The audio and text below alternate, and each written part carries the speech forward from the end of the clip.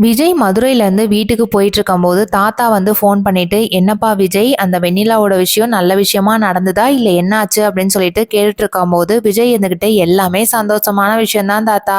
அந்த வெண்ணிலாவோட மாமா என் கூட தான் வந்துட்டுருக்காங்க." இதையெல்லாம் கேட்டா தாத்தாவுக்கு வந்து பயங்கரமா சந்தோஷமா இருக்கு. அந்த டைம்ல ராகினி வந்து மனசுக்குள்ளேயே, "ஐய்யய்யோ! வெண்ணிலாவோட மாமா வேற கண்டுபிடிச்சிட்டாங்களா? இனி வெண்ணிலா அந்த வீட்ட விட்டு வெளியில போயிட்டா, அப்போ விஜயும், காவேரியும் ஒண்ணு சேர்ந்துருவாங்களா? இத மட்டும் நம்ம நடக்கவே விடக்கூடாது." ராகினி வந்து பசுபதிக்கு ஃபோன் பண்ணிட்டு, "அப்பா அப்பா, இங்க வெண்ணிலாவோட மாமா தேடி கண்டுபிடிச்சிட்டாங்க. வெண்ணிலாவும் இந்த வீட்டை விட்டு வெளியில போயிடுவாங்க." அப்படின்னு சொன்னதும் பசுபதி அங்க இருந்து வீட்டுக்கு வந்துடுறாங்க. அந்த டைம்ல காவேரி வந்து விஜய்க்கு ஃபோன் பண்ணிட்டு, "ஆமா, நீங்க போயிட்டு 2-3 நாள் ஆச்சு. உங்களை பார்க்கணும் போல இருக்கு. இன்னமா நீங்க மதுரையில இருக்கீங்க?